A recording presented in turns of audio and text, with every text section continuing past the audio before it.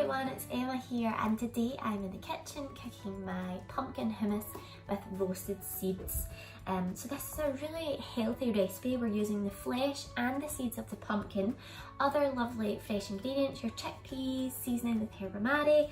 Super healthy, super tasty. It's a bit different, and you're able to use your pumpkin as well, which you can actually use all during autumn, winter when it's in season, and at other times of the years you could also substitute in butternut squash, for example, for this recipe. So let me just show you how easy it is. First, prepare and arrange your chopped pumpkin on a baking tray, and then drizzle with your extra virgin olive oil and season with herbamare. Boil your pumpkin seed kernels for 5 minutes before drying off and arranging on a separate baking tray. Also drizzle with your oil and season with herbamare. Preheat your oven to 180 degrees C, cook your pumpkin seeds for 15 minutes and your pumpkin flesh for 45.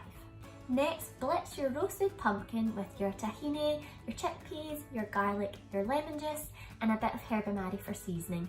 Then add your olive oil gradually until you reach your desired consistency. Serve and garnish with your roasted seeds.